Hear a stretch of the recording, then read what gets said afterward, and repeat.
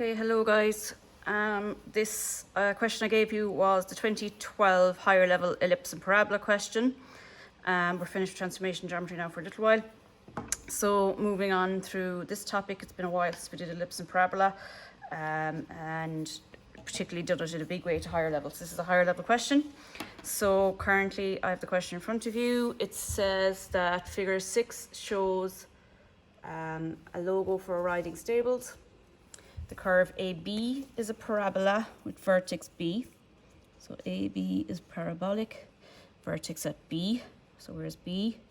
There it is there. So A to B is a parabola. TDE, or the curve TDE, is a portion of an ellipse. So curve TDE is an ellipse. Where's TDE? It's there. And the points F1 and F are focal points. So they're focal points of that same ellipse. The line BT is a tangent. Okay, hang on now, we'll get another colour. The line BT is a tangent to the ellipse from B. So BT is a tangent from the ellipse to B. So where is B to T? Oh yes, here. So B to T, that's a tangent. So we're going to have to draw a tangent to an ellipse. And the curve LM with vertex at L. So vertex at L, LM, there's M anyway. Okay, yeah, here it is. LM is identical to a portion of the ellipse. So LM is the same. At L is the same size ellipse that is TD and E. RS then is a tangent to the circle from S. We're asked to locate the centre of the arc APS and draw the arc. So that's an extra little bit to do. And then draw the given logo showing clearly all construction lines and points of contact. All right. Well, where should you start? Normally with these questions, or indeed any type of questions, I would say always whatever the order they've given you, that's kind of where you should start. And in this case, they're saying that AB is a parabola. That's the first thing that they say. Okay? So if AB is a parabola, and we know where point A is, and we know what point B is, I can, well, work it from there. Okay, sorry, I was just putting down something under the leg of the table there to make it fit better. Anyway, so let's have a look. What have I drawn so far? So far I have all the setup complete. Okay, so I've set up and completed that. And my plan now is to work through the rest of the question from there. So they've told me about AB first. So there we are. There's A to B. So what's the first thing you do when you know that you need to draw a parabola? Well, you figure out, well, where is the rectangle that it fits into? All right, so the rectangle for this parabola, I'm going to put it in here in green, is between A and B and S, even though that's not mentioned. So I'm just going to highlight that. A, B, and S. Now, where does my sheet look like it has moved slightly?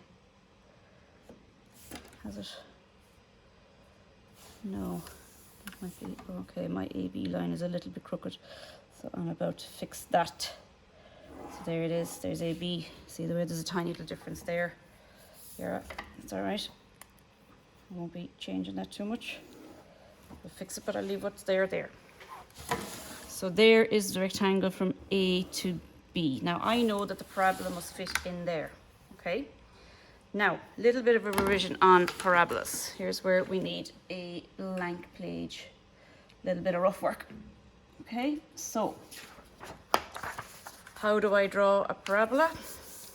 Well, normally when we did this first, in second year, or actually might have been the end of first year, not quite remember when, but we would have taken a rectangle, we would have divided the rectangle in half, we would have figured out where the vertex was, V, and I would have told you make note of where that vertex is, because that's the important point. And then I said to you, we have to divide up the length of the parabola into an equal number of parts, and this part into an equal number of parts. So say, for example, this length here was, we'll say 30 for the sake of argument. Okay, and down the side here it was, we'll go with 60. Try and keep this nice and easy. And I said to you, divide that into the same number of parts, okay? So in this case, 10 divides in evenly to both of those measurements, but 10 is possibly too big. And I did say to you, best numbers to use are 3, 4, 5, or maybe 6. Question mark, okay? Now, 5 in this case is the one that goes in nice and evenly into our question. So 5 into 60 is going to give me 12. And then 30 divided by 5 from your tables is 6. So what that means then is that I measure, so for the 30 millimeters, I measure 6 millimeters or 12 millimeters. So I measure out 6. So now, because I'm only kind of guessing this, so we'll say 1, 2, 3,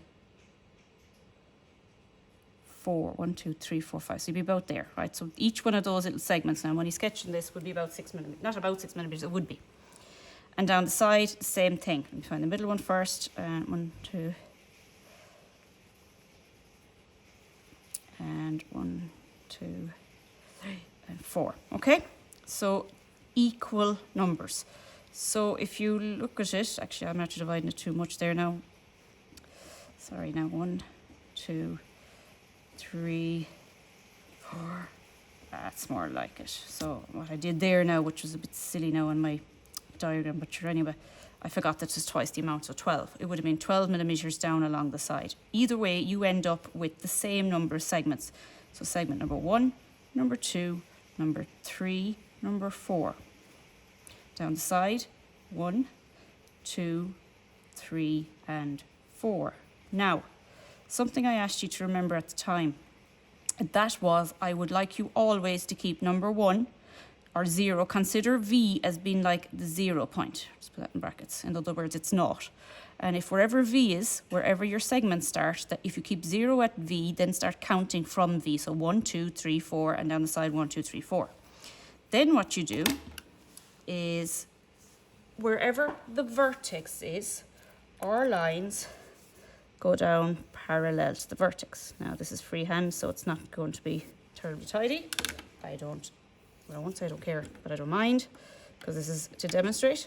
And then on the opposite side, I tried to kind of say to you, look, this needs to create a kind of an arrow shape. Now you might be saying, what is she talking about with the arrow shape?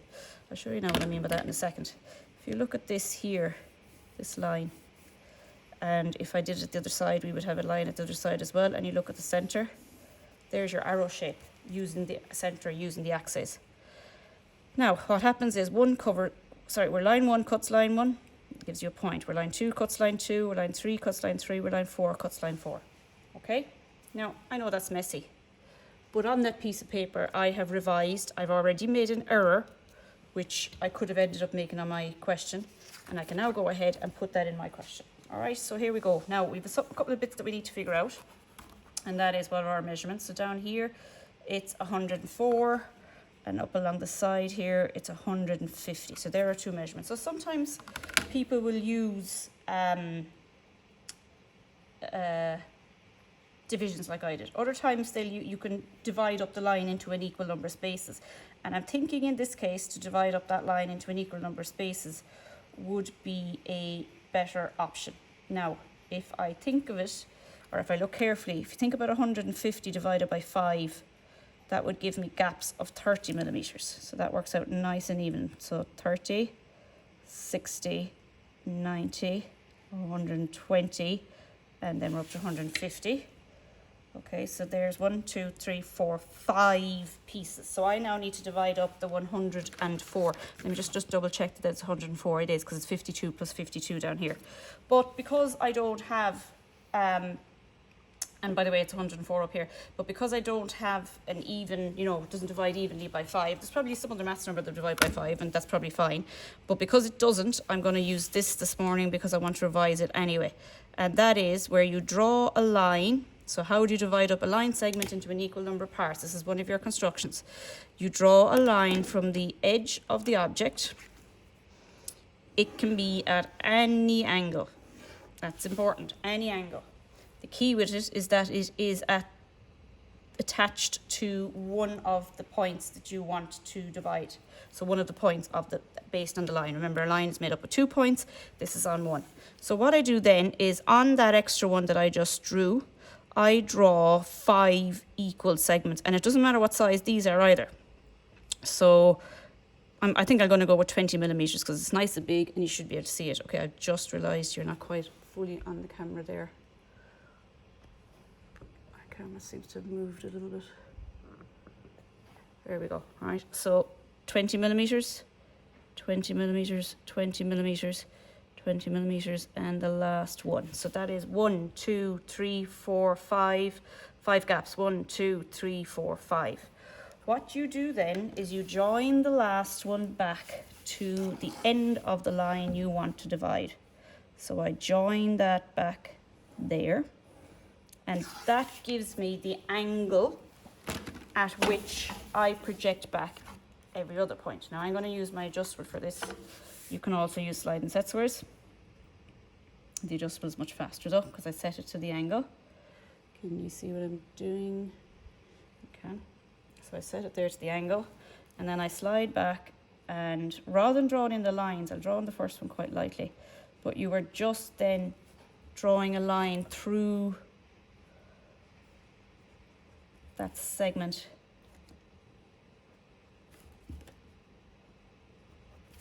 And it divides it into 1, 2, 3, 4, 5 gaps. Okay, now what was the next thing I said the last time? I said if this is the axis, and it is the axis because they told us that V was the top point. Where's my pencil gone? So B is the same as V, letter V, V for vertex. Have they used V anywhere else in the question? I don't think they have. So if that's the vertex, in terms of my numbering, V, 1, 2, 3, and 4. Now, why don't I have 5 in terms of numbers if I've divided into 5? Well, I've divided into 5 gaps. That's the difference. And down along the side here, well, if V is up there, that's 1, 2, 3, 4, and A is kind of my last one. So what do I do now? Well, I draw in the vertical lines. So nice and accurately. Vertical lines, 1, 2, 3, 4, okay. And then I draw in those lines that create the arrow. I'm going to do these in pink so you can see what I'm doing. So that would be point B to 1. Vertex to 1, vertex to 2, vertex to 3, vertex to 4. Oops. And now I look where 1 crosses 1 is a point, where 2 crosses 2 is a point, where 3 crosses 3 is a point, and where 4 crosses 4 is a point. And as usual, then you will join those together. I'm going to keep this pretty light though until the end. Actually, that's one thing I don't like doing in camera is drawing a freehand curve. And there are those I think you should do it in one full swoop, and then there are those I think you should sketch it in. I don't know which one you should do it in, but this is the way I tend to do it. Just remember, top of a parabola is not pointy. You should be curving in a little bit part of the parabola or the ellipse, both are the same, but you should be curving in. Okay, I'm going to go for it. I don't know what, I just kind of started doing it there without, unbeknownst to myself, but it curves in there. Okay, there's my parabola. That's not too bad. Not too bad. Right, so one section of the question done, and remember in every higher level question there will be a parabola, okay, guaranteed. It's not in the ordinary level questions, and in higher level they can ask you no more than draw a parabola, either a full parabola or half. Here it is. So that's nice and easy. Now the next thing they've told us is that there's a circle. Let's have a look at it here in the question. All right, they have told us that there is a circle there that joins from A through P as far as S, and they haven't told us a radius, which rings alarm bells for me. But what I am noticing there is that I have a part A, I have a point P, point A, point P, and point S. And hopefully some of you remember this, because we've done it many, many times since first year. I said to you, how do you draw a circle through 3 points without knowing the radius, but getting it to go through 3 points? And if you remember back to what we did, I've often had this in the blackboard. I said, join 2 together. My pencils are breaking left, right, and centre. Okay, join 2 together, bisect them, and draw in your bisector. Join another 2 together, bisect that, wherever the bisection then meets. So the 2 bisection lines, where they meet, so there's one bisection, there's the other.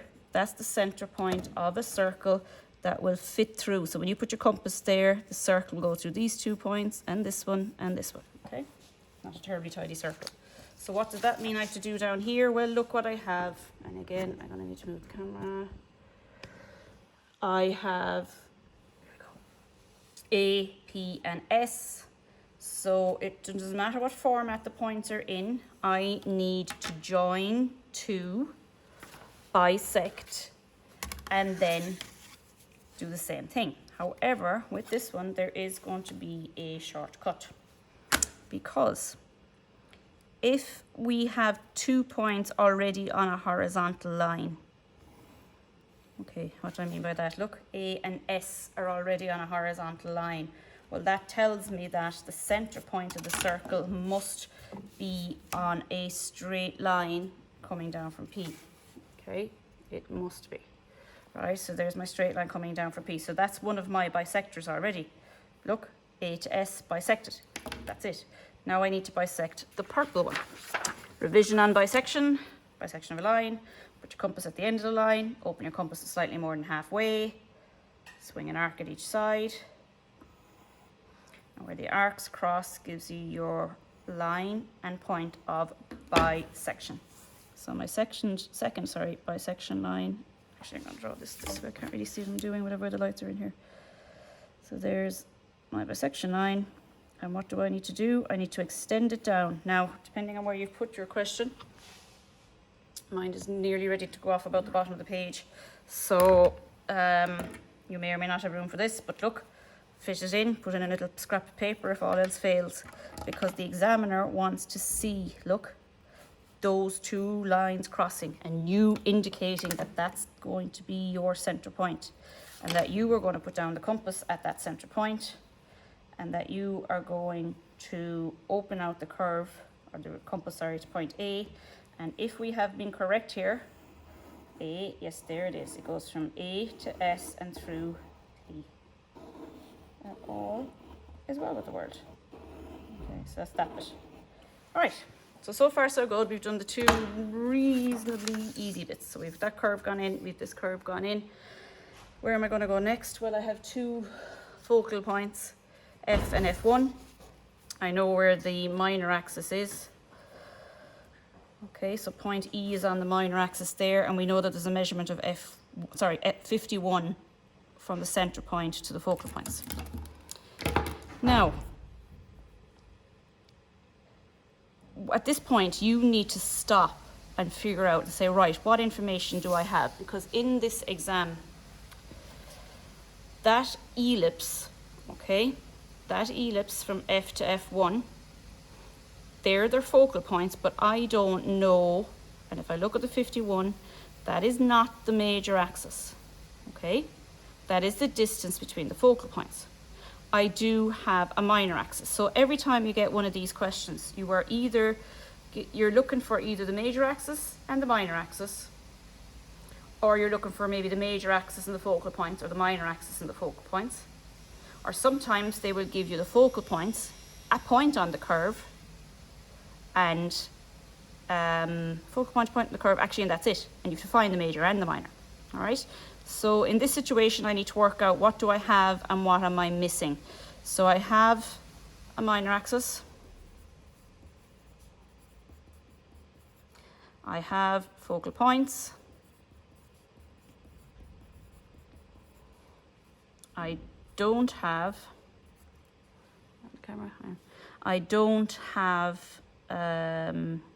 point on the curve. And I don't have a major axis, which is probably the biggest issue. Now, there's a number of ways of solving these, and it's kind of the same every year. And I'm going to go back here to what I taught you about, a few years back, right?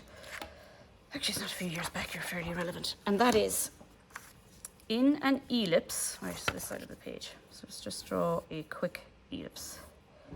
Okay, so there is a very messy, very quick ellipse. There's its focal points, okay? What did I teach you? Well, first of all, I taught you that to find the focal points. Now, let me write this in again, because the minute I write it and the minute you hear me saying it, you'll go, oh yeah, I've heard you say that. Sick of it, but yeah. To find focal points, you take half the major axis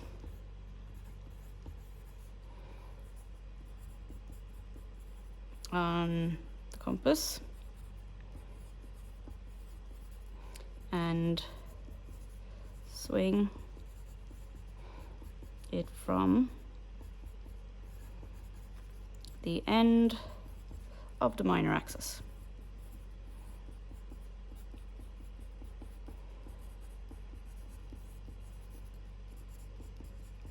Right, so I told you, learn that off, that if you are to find focal points, you must take half the major axis on your compass and swing it from the end of the minor. And you have that written at least 4 or 5 times on various sheets since first year, okay?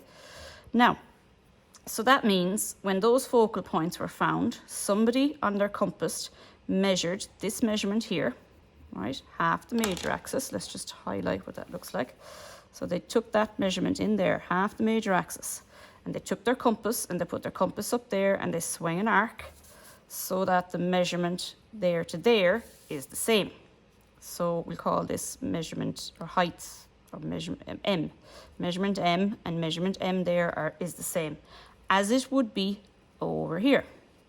Okay, M again. Now, what does that mean for us? It means if you know a minor axis and a major axis, you can find focal points, right? But the same is true if I know a major axis and I have focal points. I can swing an arc and get the minor axis by swinging an arc the size M. But the opposite of that is also true. I know this point, I have it, right? And I also have this point, okay?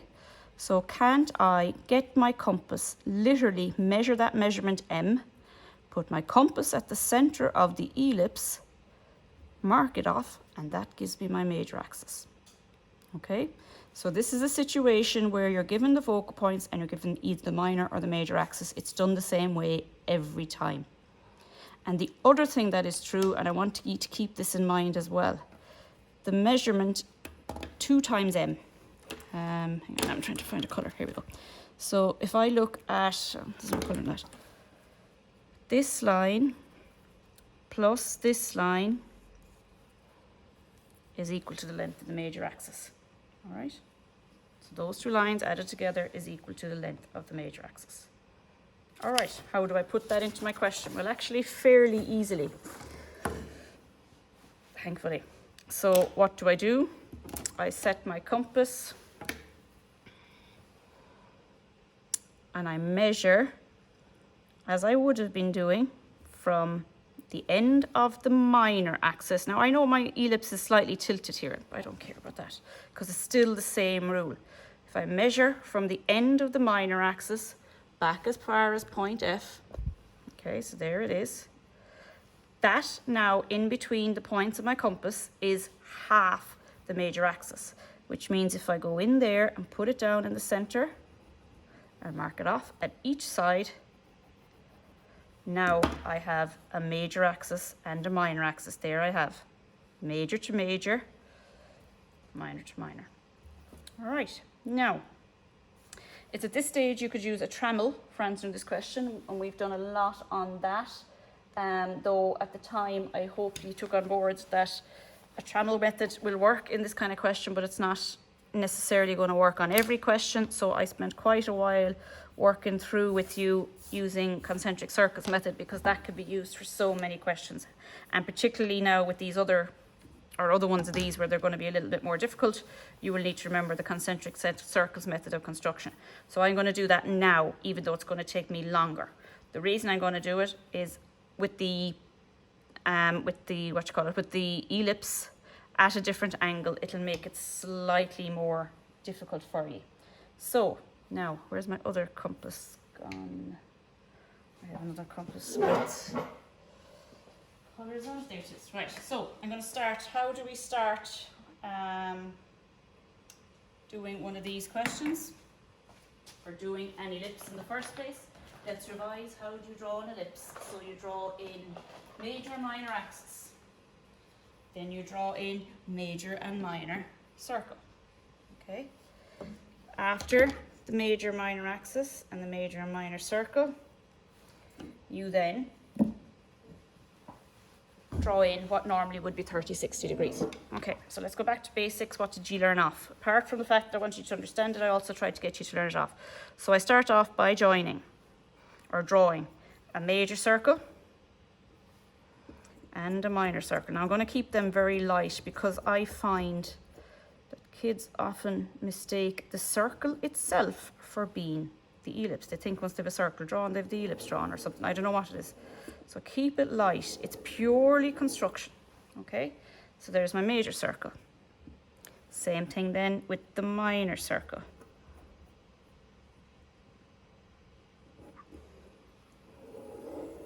Okay, again, keep it light. So I'm just going around there like that.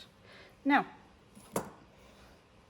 once I have that gone in, where do I go next? I go to my 30-60 degree lines. Now, I'm going to turn the camera here for a minute because I want ye to see. Sorry, I need to move the stool as well. There it is. If I turn the camera like that and I look at it, there's my major axis, there's my minor axis, and in fact what I should do is highlight the points on it. So if I highlight each point there, major and minor, I know my curve is going to go through those 4 points. Now that's important as well because again inside in exams kids make mistakes. I've just realised I drew the wrong circle there. Hang on till I just fix that. Okay, and I'm only, because it was drawn so lightly, it is actually fairly okay to fix. What I did was I took the wrong radius for the minor. Hang on now till I fix that. And actually the one that should have been correct is an easier question to do because the one I had was quite close, so this will be far more ellipse. So let's go again. So compass, what I did was I opened it out to the centre of the circle and it should have been to point E. But those kind of things always happen when you're talking or talking through it or trying to explain something. Wouldn't necessarily happen if you were just focused on the question yourself. So there we go. So major circle, or sorry, minor circle, which apparently I've been terribly inaccurate with. Oh, it's all falling apart. Anyway, there it is. Now, what would we normally do? I would go 60 degrees this way. I would go 30 degrees this way. I would go 60 degrees this way. And I would go 30 degrees this way. Okay, but my question is already at 45 degrees. Does that change anything? Well, first of all, let's have a look. So I'm going to set my set square 60-30. You have a 60-30 set square anyway. I should have. Can't see it this minute, so I might as well use my adjustable. So 60-30 degrees. Okay, and what you will do then is you'll go in against the angle at 60-30, but the problem with that is the angle isn't quite correct because it should be 60-30 at 45 degrees. All right, so in that situation, rather than messing around, okay, with different angle settings, which you could do. Look, it's quite easy to work out what side my angle should be at. What I'm actually going to do is I'm going to take my protractor and I'm going to measure 30 and 60 degrees. Okay, so there's my protractor. There's 30 degrees, 60 degrees, 60 degrees, 1, 2, 3, 30 degrees. Now, also keep in mind, this is probably faster, but don't worry too much if you think it's not accurate enough or something else like that. So now I'm going to put in the 30, 60, but now that I've one in, I could set my adjustable set square to that angle if I wanted to, but it doesn't really matter. Or will I? I will.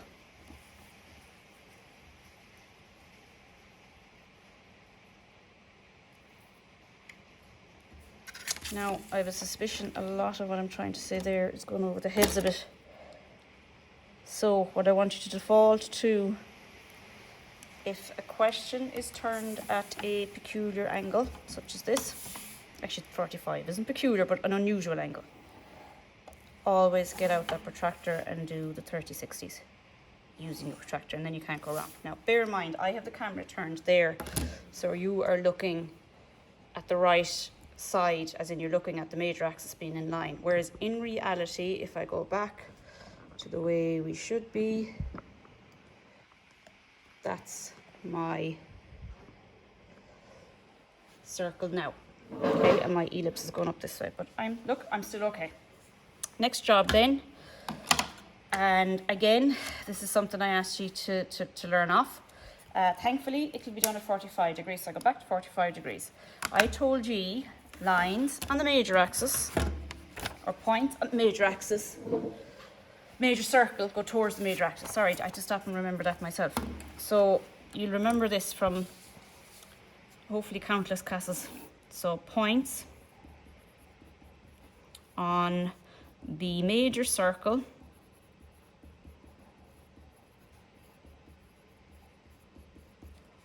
go towards, or towards, I don't know, go towards the major axis.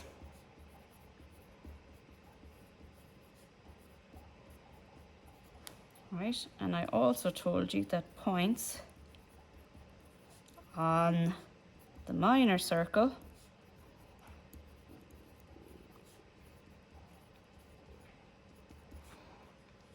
go away from the minor axis. Now, most of you will do this kind of by rote, as in you'll know from doing it what it's like, but other people will be in there on the day going, oh God, I can't remember how to do this, I can't remember which way the lines go, or you'll draw the lines from somewhere strange, or, oh, I could give you a list of countless things, lads, you could all do. And even then, even with a list, I bet you there's something there that one of you will do on the day that's just mad. Anyway, what is this? This is to be learned to find out for the concentric circles method. Concentric, C-O-N-C-E-N-T-R-I-C, circles, method of drawing an ellipse. This is what you need to remember, okay?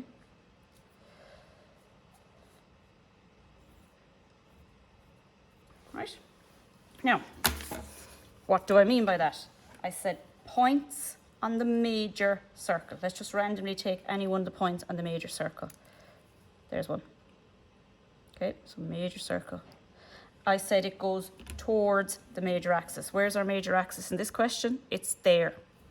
So I will be going perpendicular to that major axis from there. So I'll be drawing a line going in that direction. I'm going to really highlight this one, because even if I was doing this in an exam, I wouldn't be highlighting it, but I want to really to understand it. So point on the major circle goes towards the major axis. Look at it pointing at the major axis. And then the opposite of that is true. Points on the minor circle, there's a point on the minor circle on the same edge, go away from the minor axis. So there's my minor axis. I'm still creating a perpendicular line, but this time I'm going that way. Now, when you see me drawing in them arrows, you should remember that we did a lot of this in first year, where I was at pains to discuss how to use two colours and that would help you find the point and so on, and I hope that's in the brains now as well. So when those two lines cross, there's my point. Now I have to follow that pattern for the rest of it. So in other words, every point now that is on the major circle goes that way and that way. Oh, why do the pencils always break just when you're doing something really serious? Anyway, and over here towards the major axis. There's another one towards the major axis. Your set square can be at 45 degrees for this. Right, this pencil is just crumbling. Towards the major axis and towards the major axis as well. And then what you do, minor circle away from. 1, 2. 1, 2. 1, 2. And the last one, minor circle out. And everywhere the purple and red line crosses gives me a point on my ellipse. Just be careful that you're marking the right ones.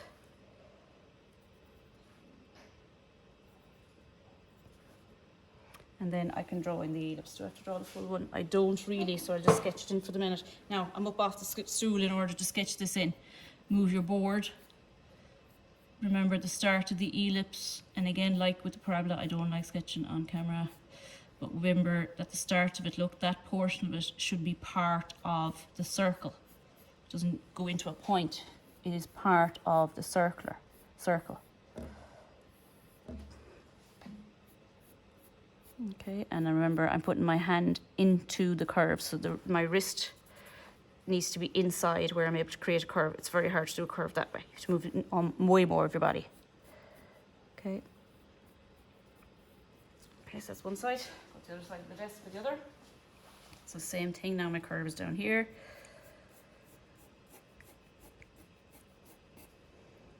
It's going a little bit faster now. It's coming up to lunchtime. Otherwise this video will take ages.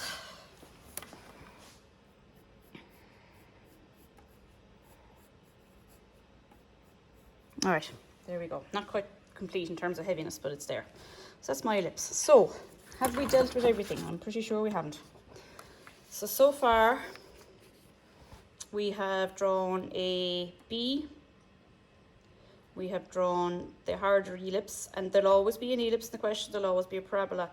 And in the last few years, they seem to be putting in this next section more and more, where they tell you that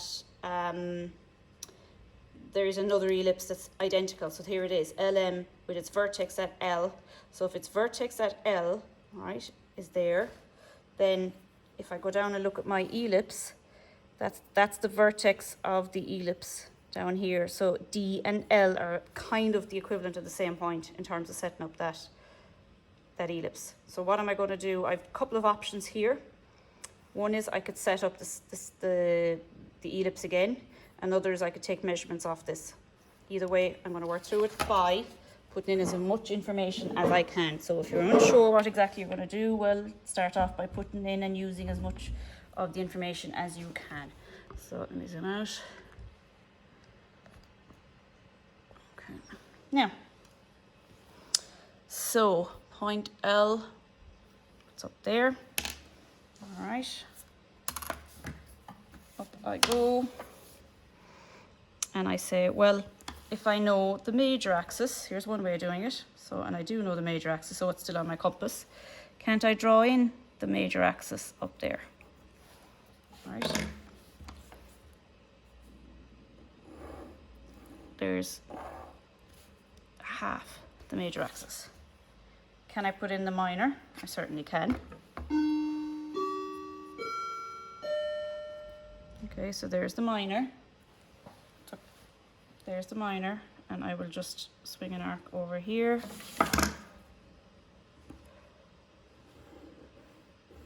Okay, and I am going to draw that ellipse using a trammel. So I'm just going to go get a trammel and get that sorted. Okay, so here's my trammel ready to go. Now bear in mind that a trammel is just a piece of paper that you're going to mark the measurements on for your major and your minor axis on the ellipse, and then you're going to be able to use it to draw that ellipse very, very quickly. Now, how do we do it? Well, the first thing you do is you put your first mark on your trammel and call that point P. And it doesn't matter where the mark is, it's just you're turning it. Basically, a trammel is like a ruler. So you're turning that little piece of paper into a ruler. So you put the trammel, point P anywhere you want, okay? Then you go over to your major and your minor axis and you measure half the minor axis on the trammel by putting P at the end of the minor axis. Okay, so there's P there, at the end of the minor axis, and measuring the length or half the length of the minor axis. And here's the key, or at least what I have found to be the key over the years. Even though that's the minor axis length, on this point or dot, I want you to write the word major. Major axis, major. So we've measured the minor but wrote the opposite word. Then I'm going to go to the other side and do the exact same thing, putting P at the end of the major axis and marking the halfway point, the middle of the ellipse, marking half the major axis. And like we did 2 seconds ago, I'm going to write minor on that. Okay, now before I do anything else, I'm going to write my name on it, because kids are demons for forgetting to do this, and you will not get marks for your ellipse in your exam unless, first of all, the trammel is with it, and secondly, they know who it belongs to. Okay, like even if it's inside a little envelope, mark it, name it, and claim it, and ideally at the end, stick that onto the page. Now, so what do I do now, right? So I've written major here, I've written minor there. This is my major axis, this is my minor axis. So what I'm going to do is, and actually I'm going to do one more step actually before I start measuring this. Let me just put this up here so you can see it away from the question. I'm going to put a colour on it. I'm going to make major red. Okay, so now I can still see the point, I'm just colouring it in red, make major in red. And I'm actually going to draw in a red line on the major axis. Now these lines are not going to make my question look much prettier, to be quite honest. And I actually hate that I've double lines now down in the question, and I'm thinking to myself I should have made it red in the first place. But I'm doing all this so it helps you understand. So red, major, and now we'll go with another colour. We'll stick with the purple, I suppose, the other side to save me having to use that amount. So purple over here then, and I'm really heavy in this in now, I'm making it really thick just to help ye, not necessarily for my exam. So, and I'm going to mark purple over here as well, minor. Now, can I just see my point in there? I can, and I can. Now, what you're going to do is you are literally going to put that trammel where purple meets purple, put it on the purple line. And you're going to angle it, okay, so that the dot from the major, red on red, goes on the red line. Now, if I do that, I get a point just there. In other words, mark with my pencil where point P is. Now move away for a second, or move the trammel away, look where the point is. Okay, so that's of no value to me there, where it is. What if I turn it the other way? So in order to turn it the other way, really I need the minor axis over here. If I want P to end up around there, right, I'm going to need to put in another minor axis. Just, if this was the exam, this wouldn't take any longer, really. So let me just mark it again. Turn and turn, and there is the minor axis. Okay, now let's look at it again. So what if I put purple on purple, red on red? There it is. And I get, oh lo and behold, look where point P is, over there. So this is where it gets quick, because at this stage then you just keep moving that trammel, keep moving that ruler around, put major on major, minor on minor, red on red, purple on purple. Well, there's another point. If I want one in between, just keep twisting it. There it is, major, major, minor, minor. Down here, major and major, minor and minor. Getting another point in there, which I need because I need it to come below this surface. Let me put one more up here, so make it reasonably straight. Major and major, minor on minor. Down another bit. go.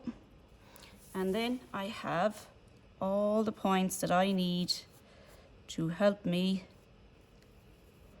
draw that ellipse for the horse's ear. Is it a horse? I think it is. It's a logo for a horse anyway. There we go. All right, so that's one way you could do it. Yes, you could also take measurements from the one that you've already drawn down here and transfer it up.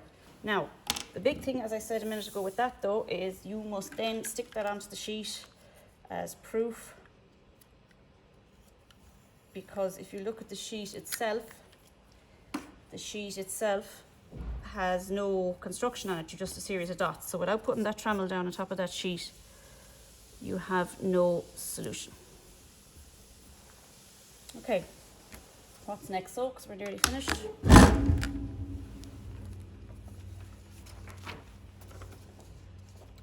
So we have done this ellipse, this curve, this parabola, this ellipse.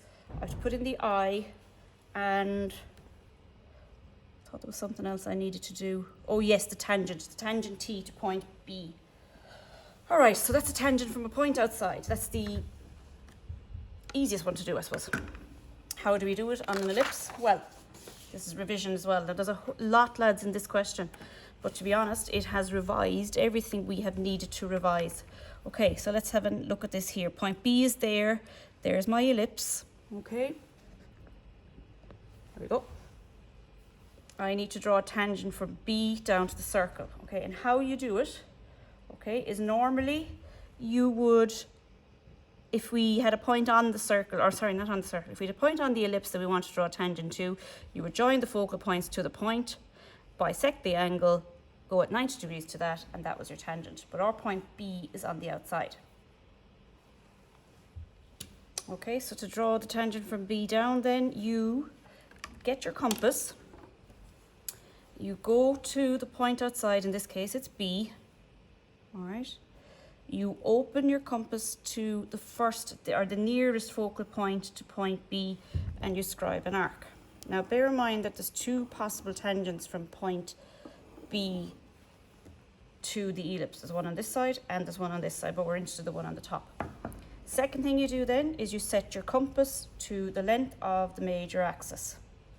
So compass set to the length of the major axis. There we go.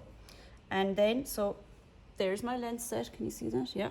Move the compass as far as focus, the second focal point, and then you scribe an arc. So now I have two arcs crossing.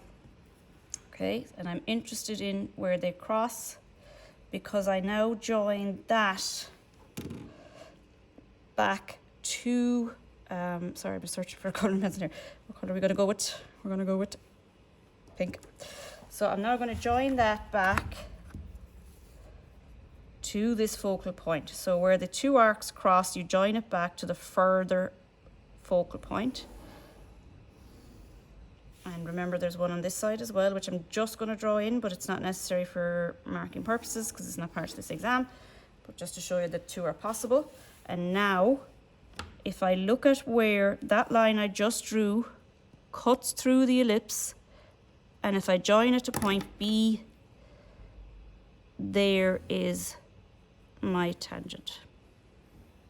Okay, and like that at the other side, the same is also true. And I suppose I'd be wrong on me at this stage not to mention, just in case anyone doesn't know, what is a tangent? A tangent is a line to a curve that touches the curve at one point only. And then what have we left to do? We've just a heavy in or ellipse and put in the eye.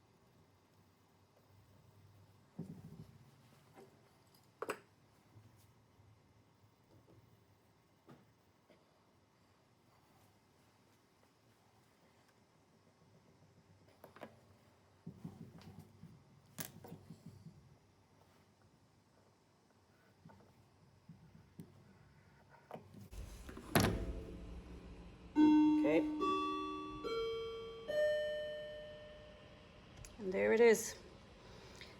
Now, there is a hell of a lot in that question. Take your time going through it. In fact, the length of the video alone, I'm thinking of cutting it into 2 sections. What I will do though, as well as this, I will put up a proper finished solution from the exam papers. Anyway, have a look at it. Any questions? Send them in to me through Google Classroom and we'll see how we get on. All right, guys, thank you very much.